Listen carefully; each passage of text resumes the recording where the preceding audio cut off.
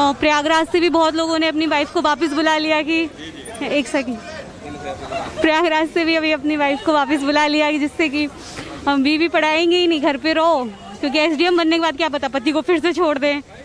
तो आप कहा है कि बेटी पढ़ाओ ना कि पत्नी पढ़ाओ, इस पर क्या रिएक्शन है आपके? ज्योति मौर्या जो है एसडीएम बनने के बाद एकदम बिल्कुल बदल सी गई इधर। हाँ, उनका तो अभी पता नहीं है ना, अभी तो वो न्यूज़ मैंने पूरी देखी भी नहीं है, उस बारे में मैं कैसे बता दूँ आपको। नहीं, ये न्यूज काफी ज्यादा सोशल मीडिया पे भी जो है ट्रेंडिंग बस ऐसा सुन ही रहे हैं कि ऐसा ऐसा भी हुआ है कि प्रयागराज से भी बहुत लोगों ने अपनी वाइफ को वापस बुला लिया कि एक सेकंड, प्रयागराज से भी अभी अपनी वाइफ को वापस बुला लिया कि जिससे कि हम बीवी पढ़ाएंगे ही नहीं, घर पे रहो, क्योंकि एसडीएम बनने के बाद क्या पता पति को फिर से छोड़ दें।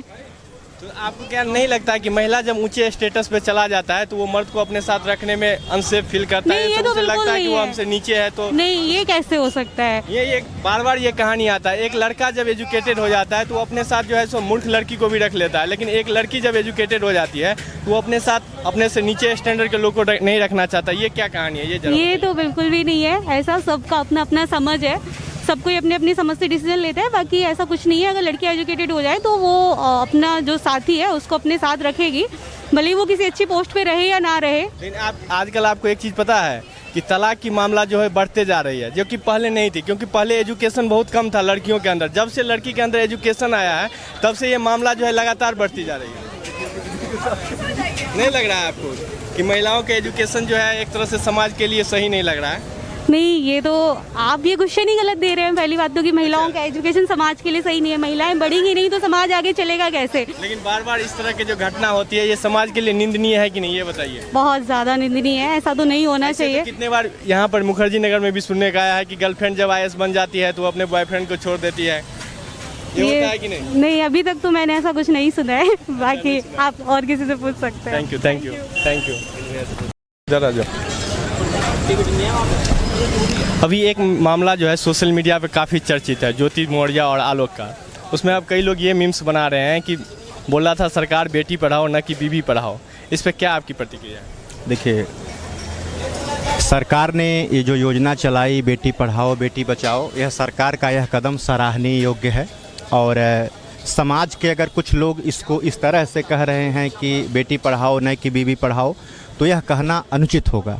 दूसरी बात, ज्योति मौर्या जो एसडीएम इस समय कार्यरत जहां भी हैं, और उनके हस्बैंड जो आलोक जी हैं जो चतुर्थ श्रेणी के कर्मचारी हैं, उनके बीच का जो विवाद है, अगर यह कोई विवाद था कि हमारा आपके साथ नहीं जमता है या हमारा आपके साथ नहीं बनता है, तो वहाँ पे तलाक जैसी संभावनाएं बन सकती हैं, वह एक अलग प्रकरण है।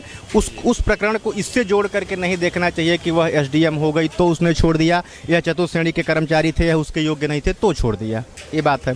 दूसरी बात यह है कि जो अभी आलोक जी कह रहे हैं कि हाँ हमने पैसा लेकर के उनको पढ़ाया या जो भी चीज़ें हैं, यह चीज़ें कितनी संज्ञान में किसके हैं, इसका क्या रियलिटी है, इसको कोई नहीं जानता है। पहली बात, व्हाट्सएप चैट सब वायरल हुए भैया। व्हाट्सएप चैट में कहीं कर्ज का जिक्र नहीं है कि मैंने पैसा कितना लिया है। उन्होंने मेरी बात सुनिए, पर्सनल चैट जो वायरल हुआ है उस चैट में उन्होंने यह कहा है कि हमने डीपीआरओ से पैसा लिया, मैंने यहाँ से पैसा लिया, कितना पैसा लिया, उस पैसे का कोई जिक्र उन्होंने नहीं किया है। तो यह चीज़ें तो अभी सबके संज्ञान में धीरे धीरे इसकी परतें खुल रही हैं। पहले दिन क्या था कि जो है हम इसको कहीं होटल के कमरे में ऐसे देखे थे, मनीष के साथ में देखे थे, सारी चीज़ें हैं। तो अभी तुरंत में इसका निर्णय ले लेना, यह कहना कठिन होगा कि कौन सही है कौन गलत है। लेकिन अगर आज के समाज की बात अगर हम करें और जो यह काम ज्योति मौर्या ने अगर इस तरह से किया है और इसको इससे जोड़ करके देखें कि उसका हस्बैंड एक चतुर्थ श्रेणी का कर्मचारी होने के नाते वह छोड़ रही हैं, तो समाज में संदेश गलत है। और अगर आपसी लोग हस्बैंड वाइफ में अगर कोई प्रॉब्लम था, वो चीज़ें हैं तो वह चीज़ें ठीक है, वो मेरी बीवी के साथ हो सकता है, आपकी वाइफ के साथ हो सकता है, किसी के भी पत्नी के साथ हो सकता है। हस्बैंड वाइफ में नहीं जम रहा है तो दोनों के रास्ते अलग हो सकते हैं, उसका म्यूचुअल तरीका है, समझ रहे हैं। लेकिन वो दहेज प्रताड़ना का जो है केस दर्ज करवाया अपने पति के खिलाफ। किसने? ज्योति मौर्या जी। अच्छा, आप ये बताइए, पीसीएस की अधिकारी चतुर्थ श्रेणी कर्मचारी के साथ में दहेज प्रताड़ना का अगर जो है आरोप लगाती है, यह कितना संभव है? संभव है, लगाया गया है। तो कोई सर लगाया गया है ना, वो खुद आके बोली है कि ये मेरा पर्सनल मैटर था। किसने?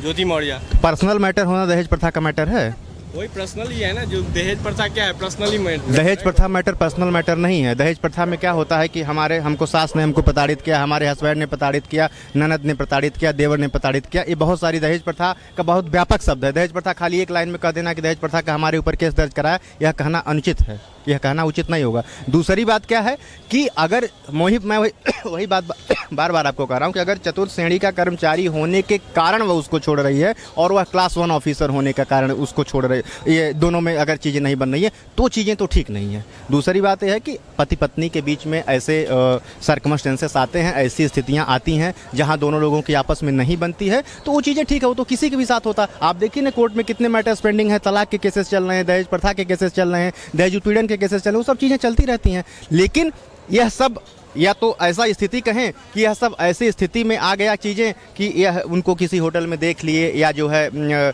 इनका वह पीसीएस हो गई, उसके बाद से सारी चीज़ें चलने लगी, तो भी एक बात है। तो इसलिए अभी यह मामला कितना संज्ञान में है और हर दिन इसमें कुछ न कुछ नई अपडेशंस आ रही है। तो अभी तक जो मेरी जानकारी में है, जहाँ तक आपने समाज को लेकर के प्रश्न किया है, तो समाज में अगर इस तरह की घटनाएं हैं तो यह घटना मतलब एक महिला समाज के लिए बहुत अच्छा नहीं कह सकते। बहुत बहुत धन्यवाद। के बाद अपने पति को ही छोड़ दिया भैया, अब सारे लड़कों को एक में गिनते नहीं है ना, अच्छा, तो ऐसे मत गिनिए। अब बस इतना ही, थैंक यू। नहीं बैठा है।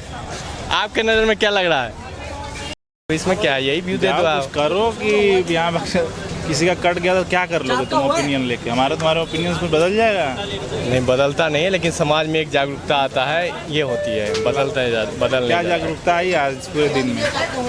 क्या जागरूकता आई पूरे दिन में? आदमी अब संभल रहा है, अपना जो स्टेप होगा खुद वो अपने कॉमन सेंस से उठाएगा, इसमें क्या है। आपको अगर मैं कोई चीज़ बोलता हूँ, आप क्या उसको कैसे लेते हैं ये आप पे डिपेंड करता है। आप हमको कुछ चीज़ बोलते हो, हम कैसे लेते हैं ये हम पे डिपेंड करता है। हिसाब से गलत है, लेकिन हाँ तो ठीक है, का वो नहीं बनाना चाहिए। आप ठीक है, आप बैठते तो ऐसे ही आपको वो नहीं करना चाहिए कि मतलब उत्सव नहीं मनाइए आप लोग। आप अपना टीआरपी मत बटोइए, किसी की ज़िंदगी उजड़ गई है। कर दिया उसमें की तो हो जाएगी शादी, उसका क्या होगा? उसका भी हो जाएगा, कुछ नहीं, लड़के का नहीं होता है। हो जाएगा भैया, हो जाएगा भैया।